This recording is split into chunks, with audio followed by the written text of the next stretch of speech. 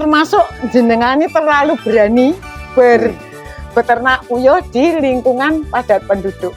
Itu pun Pak saged ngaten. Terima kasih Bu Sri Kandi. Justru saya diawali dengan pendapat banyak orang. Iya. Artinya tidak bisa kita menciptakan satu lapangan usaha, lapangan pekerjaan di tempat yang padat penduduk kalau itu untuk ternak, karena akan muncul bau kan gitu.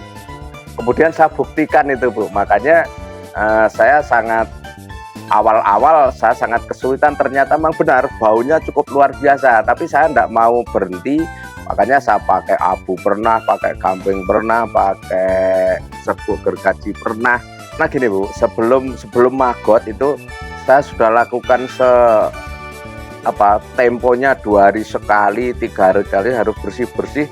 Itu baunya masih muncul sampai ya kisaran radius kalau 8 sampai 10 meter. 10 meter itu masih Mas. Jadi tetangga yang depan sana kadang masih bilang, ini Pak D baunya masih muncul sampai sini. Kadang yang samping ini sampai tobong saya masih muncul bau. Kadang sampai ke sebelah timur sana juga.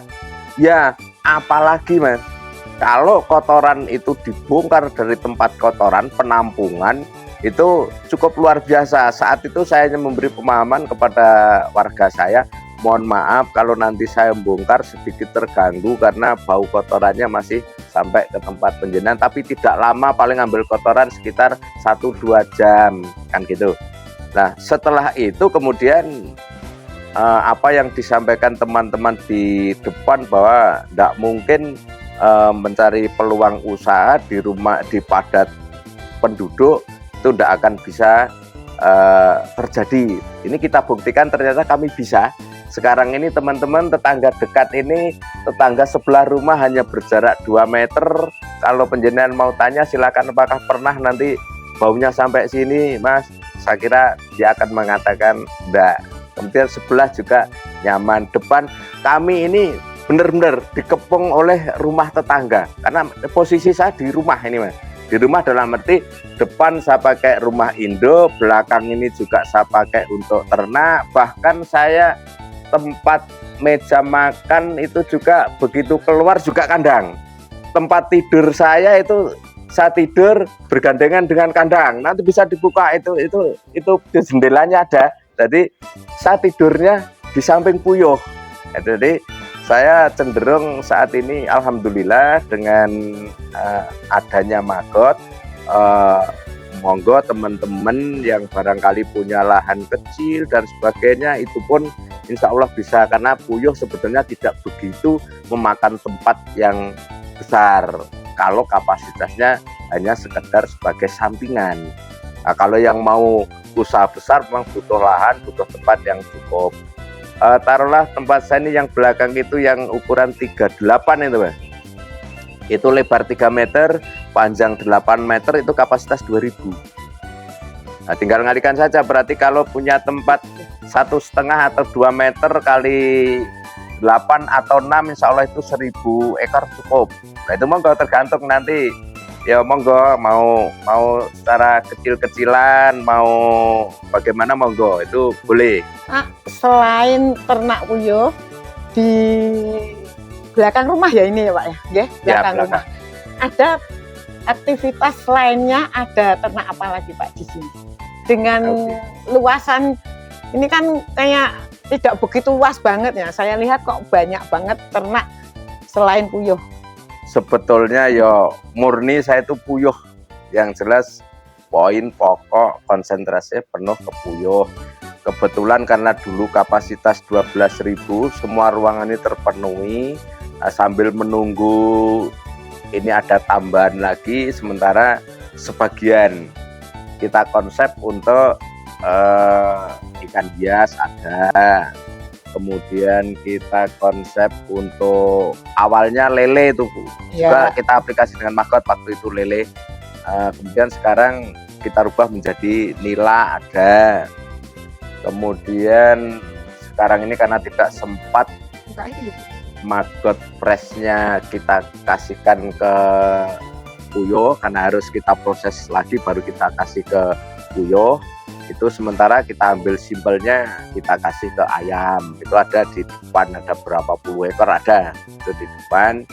Kemudian ya aktivitas yang lain yang jelas yang berhubungan dengan maggot ya, termasuk kandang maggot, kemudian rumah maggot dan sebagainya, rumah lalat sebenarnya ada, tapi di belakang sana Bu, ada di belakang itu rumah lalatnya ada di sana, karena untuk sirkulasi putaran aplikasi saya dengan puyuh. Saya suruh menghitung begitu itu belum.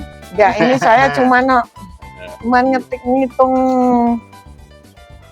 kalkulasi ya roto acak-acak sithik ngono lho Pak. Enggak apa-apa. Berarti jadi 4 bulan. Ya, 4 berarti 1. Nah, emang tekan apa? Pak, ini tebaran baby berapa gram ya? Ini 5 gram Ibu. 5 gram untuk kapasitas puyuh. Kotoran puyuh ini nanti berapa ekor puyuh? Segini 5 gram. Kalau saya enggak pernah, belum sampai ke situ karena saya sekali lagi saya bukan murni ke maggotnya. Kalau ukuran saya kotoran burung 30, kalau ukuran baby segini nih kita tebar rata Bu. Oh ya. Nah, contohnya gini, misalnya gini. Ini sudah ada kotorannya baru kita bersihkan, tapi kotoran baru beberapa jam kita tebar rata Bu. Kita tebar rata gitu guys. Dan nanti dari 5 gram ini dapat berapa ini ya nanti kita dapatnya, karena hasil telur itu mungkin kan belum tentu menetas semua. Ya beda-beda. Kan beda-beda. Nah, ukuran saya cenderung lebih aman. Yang penting kita tebar rata. Tebar baby. Ya, tebar baby rata. Baby istilahnya untuk kotoran ini terserap habis oleh baby. Supaya kotoran ini bisa terserap habis. Nah, ini bisa diberikan langsung. Jadi langsung dia akan lari ke kotoran. Ya. Nanti beberapa menit nanti dia lari ke kotoran. Jadi cenderung ngumpulnya ke kotoran. Ya, intinya secara perhitungan yang rinci belum dihitung. Intinya saat ini kotoran habis terserap oleh baby maggot. Intinya dan tidak bau. Nanti terserap. Dampak yang timbul besok dia akan kekurangan pakan. Tapi kemudian kita ambil, kita kasihkan ke tempat yang lain kan sudah mampu. Begitu. Mampu mengurai lain lagi. Gitu. Semakin besar nanti dia mengurainya kan semakin banyak. Jadi tinggal penjarangan. Itu dibagi, namanya penjarangan lah. Ya. Penjarangan ke kotoran puyuh. Iya. Gitu. Kita tebar lagi. Ditebar rata istilahnya. Nah, penebarannya rata. Ya sebetulnya tidak rata juga tidak apa-apa, nanti juga akan lari ke kotoran, tapi kalau saya kan cenderung ukuran saya rata kan itu. Artinya kalau rata di samping itu mempermudah baby untuk makan ya Pak. Mempermudah baby, dia membantu baby. Tidak perlu lari jauh. Ya di betul. Seputaran mereka sudah ada makan kan itu. Membantu. Minggunya ini bagaimana ya? Ini 2 minggu kondisi 2 minggu. Dari tebaran baby 2 minggu. Tebaran baby sampai 2 minggu belum penuh kotorannya. Nah, ini belum penuh. Ini terbukti ini 2 minggu ini besarnya baru seperti ini. Nah, ini baru segini nih. Dan ini kering kotorannya. Jadi kita juga tidak bau. Kita deket gini tidak bau. Nah, ini kita buka semua. Kita pakai tangan pun karena sudah terbiasa ya tidak apa-apa. Cuma loh udah. Ya otomatis tidak bisa karena campur dengan air, dengan kan lengket. Kalau ini kan sudah enggak. Kan seperti pasir. Benar-benar membantu untuk mengurai kotoran. Ini bukti. Bukti bahwa baby maggot yang ditebar di bawah kandang puyuh bisa mengurai kotoran puyuh dan hampir tidak bau ini. Ini bukti saya berani begini. Amonia pun tidak ada ini. Boleh. Mau lama begini, nek memang ini baunya luar biasa, mesti kita tidak tahan, gebes-gebes. Dan ini dipegang di tangan ya, gimana kan gitu. Ini benar. Mungkin sebagian orang jijik mosok kotoran dipegang. Tapi ini benar-benar tidak bau dan tidak lengket. Dan mawur. Dan hasilnya mawur. Nah ini nanti hasil pupuknya lebih bagus ya Pak ya? Ya dengan sendirinya Bu. Karena ada Tidak ada biji-bijian juga ya. Nah, di samping itu kan gini, teman-teman yang di Boyolali itu untuk sayuran itu pilih ini, katanya sudah madet karena sudah masir. Masir. Beda dengan kalau masih butiran. Kalau butiran 1 genggam butiran dengan 1 genggam lembut itu kan otomatis hasilnya beda. Ringkes yang lembut. Di samping itu tidak ada tumbuhan lain ya, murni. Kan. Nah, keunggulannya di sini ya Pak ini ya. Kan tidak ada biji-bijian yang akan bisa tumbuh. Ya, bahkan terkadang ada apa Pak, suket-suket ya yang tumbuh. Tapi kalau ini nggak ada ya. Nggak ada. Kalau ternak yang lain mungkin yang di luar gas itu kan karena sumber pakannya mungkin rumput atau apa itu kan mungkin ada bunga-bunga tanaman, rumput. Pak, ini telurnya kecepet. Ya terlalu besar Bu. Ukurannya sebenarnya itu, cuma kalau tidak mampu berarti ada kecenderungan telurnya besar. Jangan mabur, ambil. Oh iya, terbukti telurnya besar. Makanya nggak bisa keluar. Pak, ini dekek Pak. Nggak apa-apa. Disorter nggak? Besok kalau udah masuk ke dus kita sortir. Pak, ini kapasitas burungnya berapa ini? Semua ini. Satu set ini 2.000. Ini satu set 2.000 berarti. Yang sana juga 2.000. Jadi ini 1.000, ini 1.000. 2.000 berarti ini adanya 4.000. Ada 4.000. 4.000 hasil telur berapa butir per harinya? Ya rata-rata karena usia 1 tahun ya tidak jauh dari 80-an, 75% lebih, 80% kurang lebih. Pas usia reproduksi telur paling bagus itu usia puyuh berapa bulan? Ya kisaran 3 sampai 8 bulan. Itu reproduksinya bagus-bagusnya. Itu masih di atas 80%. Karena saya pakannya kan bukan pakan murni. Saya pakannya kan aplikasi sendiri, pakan campur sendiri.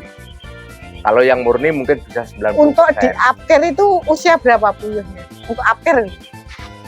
Kalau upcare dulu sebelum saya pakai maggot itu 1 tahun kan upcare.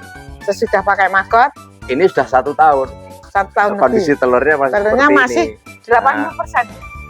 Iya, kisaran 80%.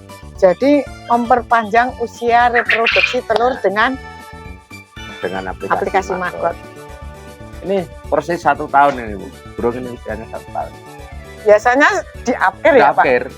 Ada siap-siap. Ini berarti upkiran itu sudah ada yang terima dan sudah jadi uang ya Pak. Berarti untuk budidaya puyuh ini memang benar-benar tidak ada yang terbuang. Tidak ada. Dari kotorannya laku.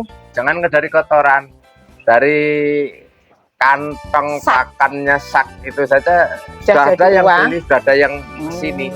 Kalau ngumpul berapa ratus biji sudah diambil. Nanti kotoran juga begitu, diperkirakan berapa minggu nanti dapat 1 red dia sudah kesini. Ini guys, bukti budidaya burung puyuh tidak ada yang terbuang sama sekali. Ya, semua bisa jadi uang. Iya Pak.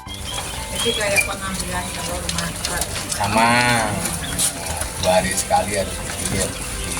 Pak, ini minumnya murni minum air apa ditambahin? Minum air ditambahin sama jeruk nopo niku. Ini Bu. Oh, jadi pengambilan telur. Nanti pas sore. Ya biasanya malam Bu. Malam. Sekalian. Pengambilan.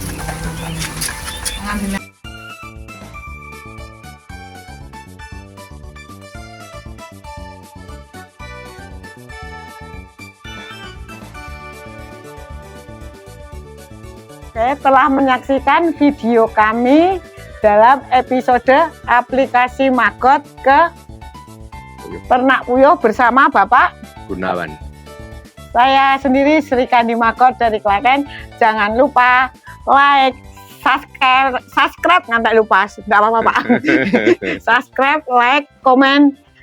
Salam uget-uget Sri Kandi Maggot.